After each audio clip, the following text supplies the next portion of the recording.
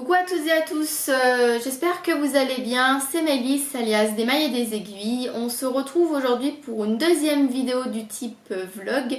La dernière fois je vous avais présenté la marque Woolbags et cette fois-ci je souhaiterais vous parler du festival du Knit It. Donc le festival du Knit It, c'est un festival qui se déroule à Lyon, qui aurait dû avoir lieu le 4 et le 5 avril 2020 et qui a été reporté au 20 et 21 juin 2020 en raison du coronavirus. Donc dans cette vidéo, je voulais vous présenter un petit peu le festival, vous parler des exposants, vous parler de la situation géographique du lieu, essayer de vous donner quelques astuces pour venir sur Lyon, pour passer un agréable séjour, quelques petites recommandations d'une personne qui vit dans la région lyonnaise depuis qu'elle est née, voilà. Et je voulais également vous faire gagner 2 places pour venir au festival. Je trouve que le Knit It c'est juste quelque chose de génial. Donc ils ont fait une édition l'année dernière et là c'est la deuxième. Je parle de festival, hein, pas des après-midi Knit It qui peuvent être organisés parce qu'il y a des petites rencontres, ou des petits tricotés, on peut dire, estampillés Knit It qui existent, donc avec une ou plusieurs personnes qui viennent présenter leur laine, leurs accessoires, enfin voilà, et une personne qui vient qui fait à manger des petits gâteaux, des petites choses. Donc c'est le principe du knit, tricoter, et du eat, manger, c'est de faire un festival qui rassemble les deux. Voilà, donc c'est un festival que j'ai adoré, donc pas seulement parce qu'il se tient pas très loin de chez moi, mais parce que c'est un festival à taille humaine et ça, je trouve que ça n'a pas de prix. Donc le CSF et l'AEF par exemple, pour ceux qui connaissent, qui sont des salons parisiens, sont très bien, hein, je dis pas du tout le contraire, mais disons que l'échelle, la proportionnalité qu'il peut y avoir entre les échanges avec les différents exposants, entre la taille du lieu, ça n'a rien à voir. Au niveau, c'est pas du tout la même taille. Le Knit It, c'est vraiment quelque chose qui est à taille humaine. L'année dernière, il s'est tenu à l'embarcadère que sur une partie du complexe. Et cette année, étant donné que le festival a eu l'air d'avoir pas mal bien fonctionné, ils l'ont ouvert sur la totalité du complexe.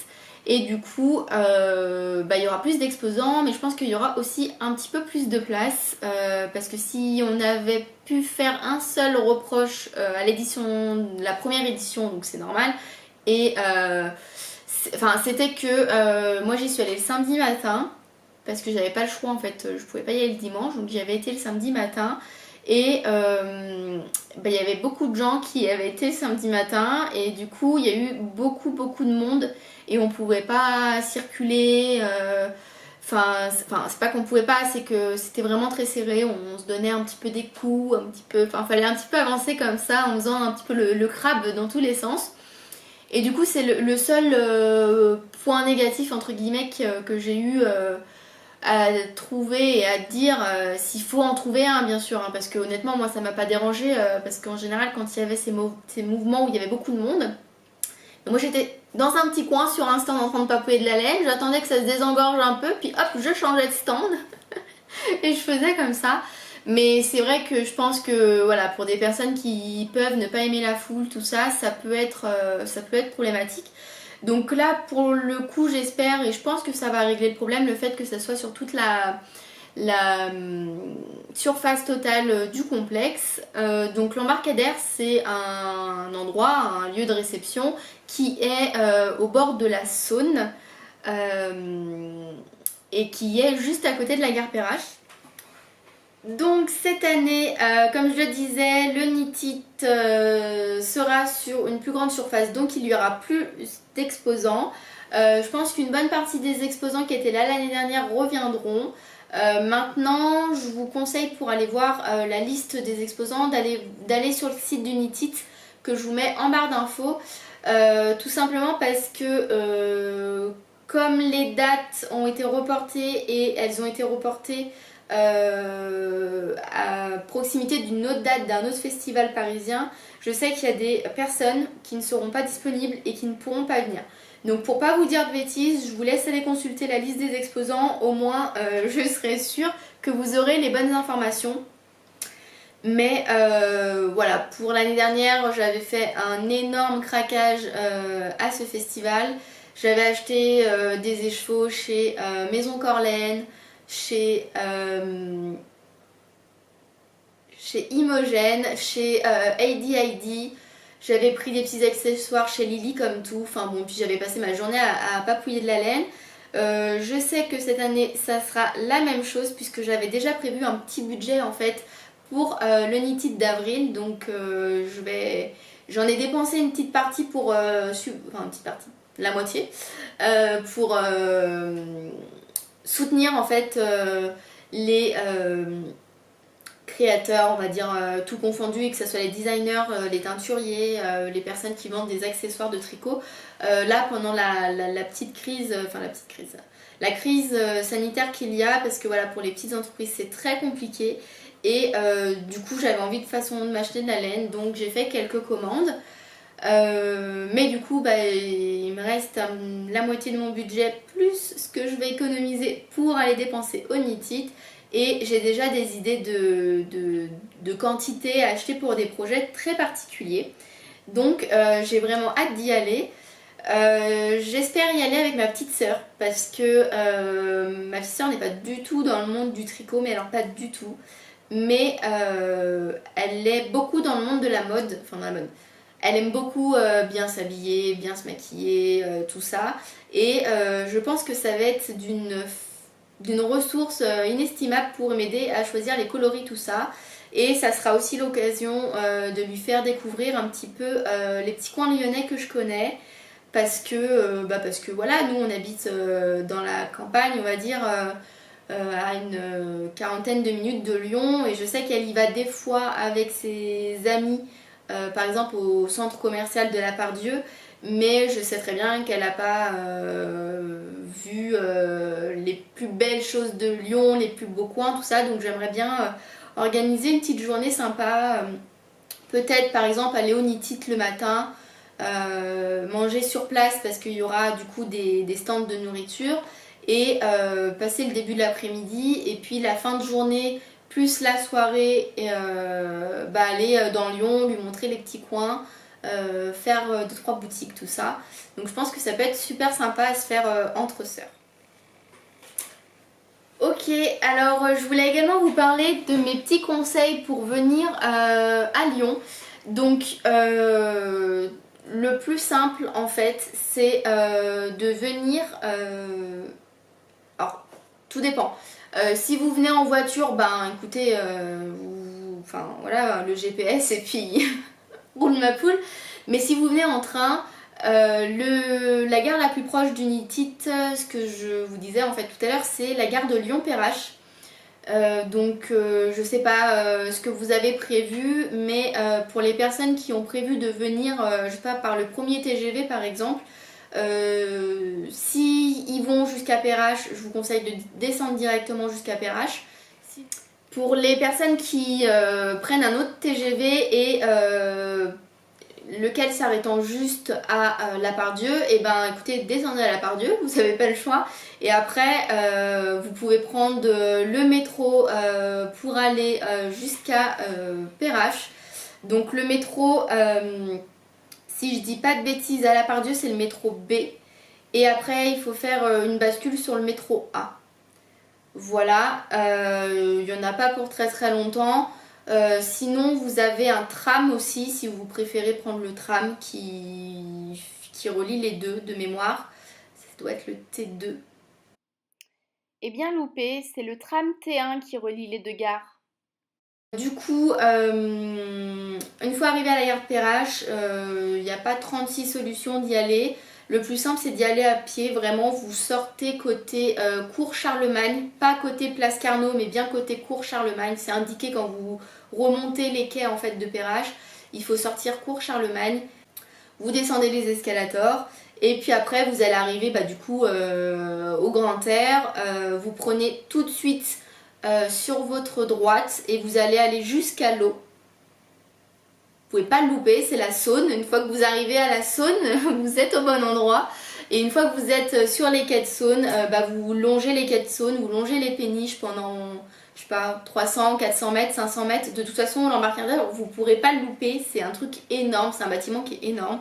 Et voilà, et vous serez arrivé à destination. Ça c'est pour le côté logistique.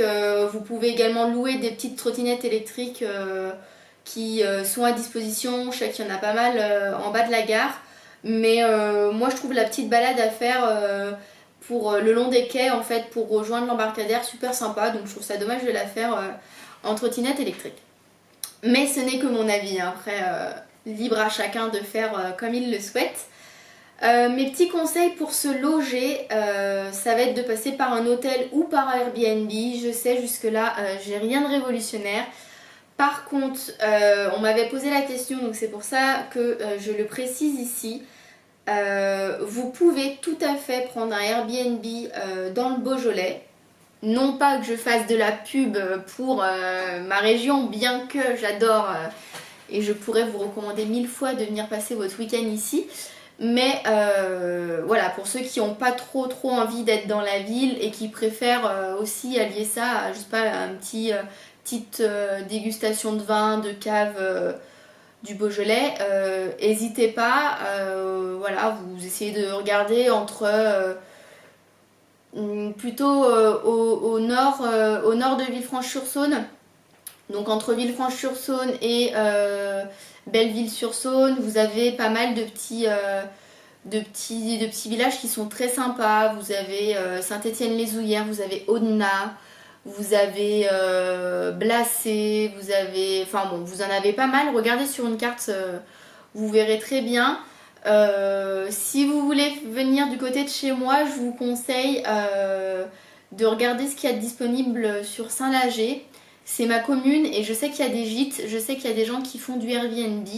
Et l'avantage que vous aurez, c'est que vous serez au pied du Mont Brouilly, qui fait partie des grands crus du Beaujolais. Et c'est une super petite balade de monter jusqu'à la chapelle et d'admirer tout le paysage en fait. Et voilà, quand il fait beau, on peut voir jusque dans les Alpes. Enfin bon, c'est super agréable. Voilà, après, si vous faites ça, vous avez le choix d'y aller en voiture et de laisser la voiture à Lyon. Moi souvent ce que je fais c'est que j'y vais en train, il y a une gare TER à Belleville qui dessert Lyon et Lyon-Perrache notamment. Il y a 35 minutes de train, 35 à 40 minutes de train, c'est les trains que je prends tous les jours. Donc voilà, franchement moi comme ça on s'embête pas avec la voiture. Moi je pense que c'est ce que je ferais. Voilà, après comme c'est le week-end il faut juste faire attention, il y a un train sur deux vu qu'il coupe un petit peu. Faut juste bien se renseigner sur les horaires, mais franchement, il y en a au moins jusqu'à 22h des trains. À partir de 7h jusqu'à 22h, on va dire environ toutes les... Je pense un par heure jusqu'à 9h et puis après un toutes les 2 heures, j'imagine.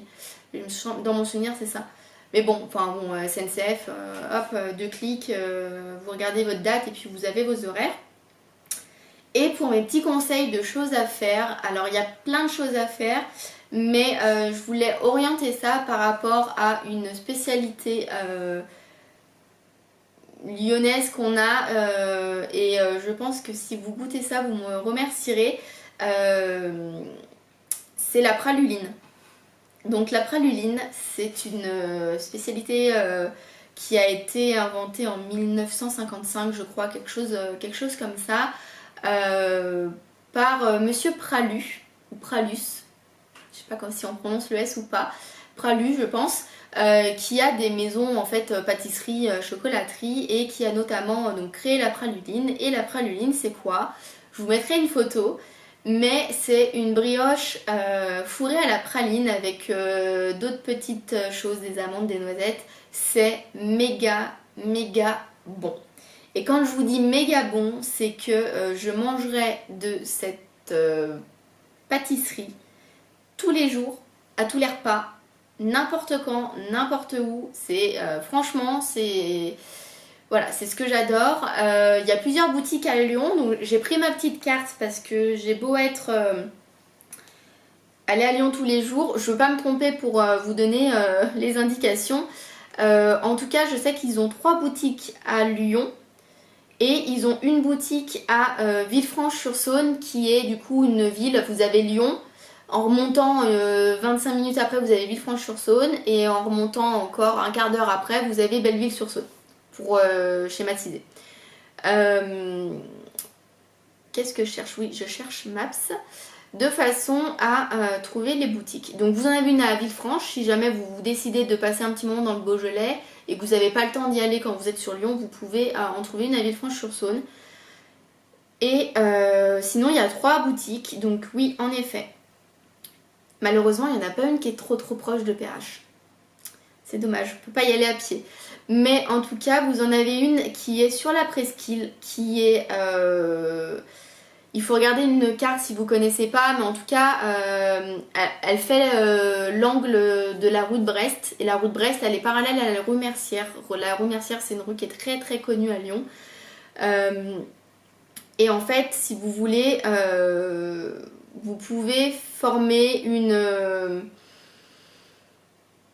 comment dire ? Vous avez une première place qui est la place des Jacobins avec une très belle fontaine. Ensuite... tout droit vous avez la boutique Pralu et à 90 degrés vous avez la place des Cordeliers, voilà, qui sont 2 très belles places de Lyon. Et franchement c'est voilà, c'est super agréable. Moi c'est des coins où je vais souvent me balader. Vous en avez une aussi qui est très sympa, qui est vous avez, si vous voulez, la place des Jacobins. Je repars du début. La place des Jacobins, vous avez un pont qui est très connu, enfin c'est une passerelle qui est très connue, qui est la passerelle du palais de justice, parce que quand on traverse cette passerelle, on tombe sur le palais de justice, enfin la cour d'appel de Lyon, et du coup il y en a une, et quand on traverse cette passerelle, en fait on tombe du côté on va dire du Vieux-Lyon, et vous avez notamment la place Saint-Jean, et pas très loin de la place Saint-Jean vous avez également une boutique Pralu, et la dernière elle est à Croix-Rousse, donc très connue pour ses pentes, pour voilà, les traboules lyonnaises avec les... Enfin bon, je vous laisse aller découvrir un petit peu, parce que moi c'est des coins que j'aime beaucoup. J'aime beaucoup me balader. Vous pouvez trouver des circuits sur internet qui vous font faire le tour des traboules lyonnaises. Et en fait, par un cheminement, vous arrivez, donc vous partez, il me semble, du Vieux-Lyon et vous atterrissez à Croix-Rousse tout en marchant. Ça vous prend 2 heures et après, enfin, c'est super. Et après, vous pouvez redescendre tranquillement. En coin que je vous conseille de faire également, bien évidemment, c'est Fourvière, la cathédrale de Fourvière, la basilique de Fourvière d'ailleurs, il me semble. Je vérifie pas, mais je crois que c'est la basilique de Fourvière, qui est... comment dire ? En fait, elle surplombe tout Lyon, et vous avez une super belle vue sur la place Bellecour. Enfin vraiment, vous avez une super vue de là-haut, et c'est super sympa à l'intérieur. Moi c'est souvent que j'y vais, je vais m'y promener simplement, sans rentrer dans des considérations de religion ou pas, c'est pas la question, mais en tout cas c'est un endroit qui est très reposant, qui est en hauteur. Il y a un petit funiculaire pour monter là-haut, où vous pouvez prendre les escaliers, mais dans ce cas-là je vous souhaite, enfin les petits escaliers puis la pente, mais bon courage parce que ça monte vraiment beaucoup. Mais sinon non, c'est top, c'est vraiment top à faire, et moi j'aime beaucoup. Sinon, qui est proche d'Unitit, vous pourrez le faire par les quais. C'est d'aller jusqu'au musée des Confluences, et même après vous pouvez aller carrément jusqu'à la pointe de la confluence entre le Rhône et la Saône. Voilà. Donc c'est super sympa. Moi c'est pas très loin de mon boulot, donc en fait quand je vais courir, parce que moi je travaille sur le quartier Général Frères qui se trouve avenue Leclerc à Lyon. Et ce qu'on fait souvent quand on va courir, on longe le quai de l'avenue Leclerc et on atterrit jusqu'à un pont et que je me souviens pas le nom du pont. Enfin c'est le pont qui est juste devant le musée des Confluences. On le traverse et du coup on finit notre course jusqu'à la pointe de la Confluence et on remonte justement par les quais qui permettent de rejoindre la Confluence à Perrache. Enfin, le long des quais, hein, je parle pas en diagonale, hein. Mais du coup voilà, on longe les quais et puis on coupe, on revient dans l'autre sens, peu importe. Mais en tout cas voilà, le musée des Confluences c'est très sympa à aller se balader devant, il y a une grande esplanade où quand il fait soleil on est super bien.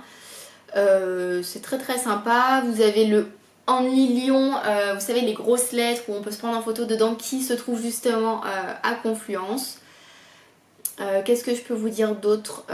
Si vous voulez visiter le musée, évidemment, moi je l'ai fait une fois quand j'étais avec les enfants du centre de loisirs. Bon alors c'était des 4-5 ans, donc on n'a pas vraiment eu le temps de voir le musée, de lire toutes les affiches et tout ce qu'il y avait parce que on comprenait bien qu'on était toujours en train de courir après un petit loup. Mais rien que l'architecture, que ce soit à l'extérieur ou à l'intérieur, ça vaut le coup, vraiment. Donc voilà ce que je peux vous conseiller. Niveau nourriture, il y a plein de petits bouchons lyonnais qui sont super sympas à faire. Je vous conseille vraiment d'aller dans le vieux Lyon pour ça. Il y a de très bonnes adresses. S'il y en a qui sont amateurs un petit peu de pub, ambiance, pour faire une petite soirée festive, pareil, le vieux Lyon, moi j'adore l'ambiance du vieux Lyon, c'est pavé, c'est très. Je trouve que c'est un peu hors du temps quand on y va. Il y a toujours des petites lumières sur les devantures, un peu style. Je sais pas, ça fait vraiment cocooning, ça fait vraiment. Et puis les gens, souvent. Enfin, moi, j'ai jamais fait de mauvaise rencontre dans le vieux Lyon. Et j'ai toujours passé de très très bonnes soirées. Donc, n'hésitez pas. Ouais, le vieux Lyon, vraiment, j'adore. Je pourrais vous le vendre. Je pourrais vous le vendre pendant 10 heures. Après vous avez une petite pizzeria qui est très sympa du côté qui est juste derrière l'opéra en fait.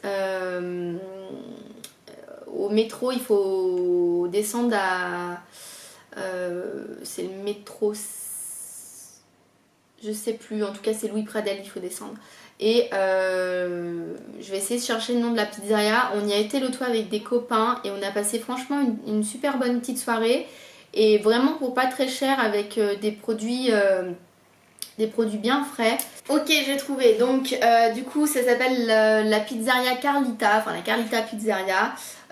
Ils font pas que des pizzas, hein, ils font aussi risotto, des pâtes, des gnocchis, voilà, enfin plus spécialité italienne. Et ouais, moi c'est une de mes bonnes petites adresses. En plus la place Louis Pradel est souvent animée, il y a souvent des petits groupes qui dansent, qui mettent un petit peu l'ambiance.